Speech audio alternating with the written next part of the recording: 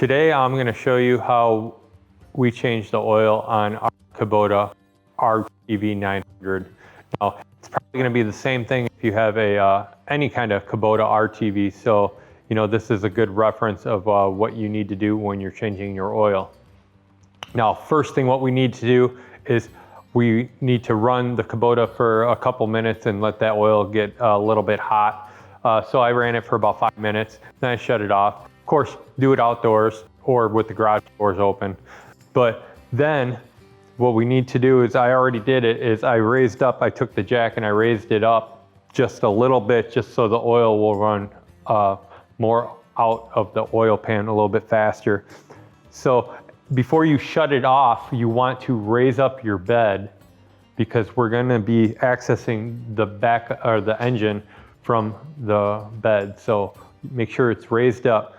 So now what we're going to do is we want to put this bracket on the hydraulic, and what this bracket's going to do is this bracket is going to end up, it's a safety, so if anybody hits the lever or something happens to the hydraulic lines, that this bed will not just come crashing down on you when you are trying to change your oil. So now what do we need for this? We need to have an oil pan to drain the oil in. We need to have our oil. We need to have a fuel, or not a fuel filter, but an oil filter. Now the wrench that I am using, it is a 14 metric. Just double check that size with yours. It may be a different one, it may be a 15 metric, but nonetheless I'm using a 14 metric to drain the oil from the oil pan. Now before we even start draining the oil, you want to take the cap off of the top of the engine for the oil, the drain cap. You don't have to take it fully off. I take it all the way off. You can just loosen it up, because that's just going to relieve some of the pressure that's inside the oil pan. So it's going to make the oil flow out a lot better when we go to drain it. Now what we're going to do is we're going to put our drain oil pan underneath. We are going to take our 14 metric wrench and we're going to loosen the drain plug.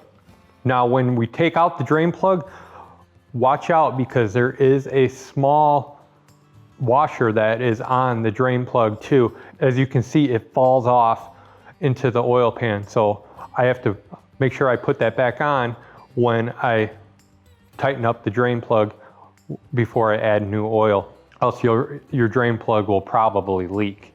So after we got the oil draining, now what we're going to do is we're going to go up to our oil filter. We are going to drain the oil filter, and we're going to loosen the oil filter. You might have to use an oil wrench if you're not strong enough, but that's okay.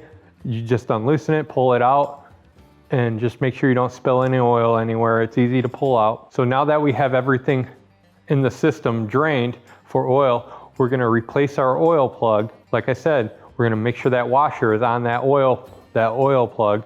Then we're going to tighten it back up with our 14 metric wrench. After we have that done, we are going to put a new oil filter on. Now when I put a new oil filter on, I like to add some oil to the filter itself and let that soak in. That way you just don't have a dry filter going into the system.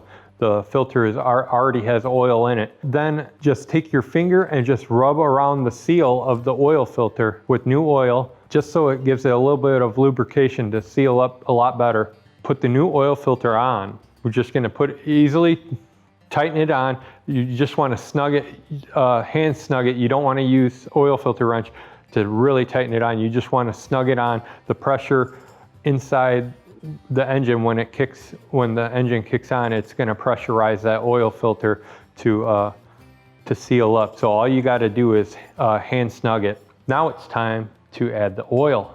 The Kubota RTV 900 recommends 2.9 quarts for the engine of oil. Now with the filter, I think that comes out to about 3.3 quarts. We'll add the oil, then we are going to check it. If it's not enough, then we just add a little bit more. Check it at the dipstick. The dipstick is over here on the right hand side of the motor on the passenger side. and that's where we're gonna check it. So after we fill it up, check it, we're good to go. We can set down the jack, lower the back end down, and then make sure you take away your safety block for your hydraulic before you lower your hydraulic down, and put that back to where it is.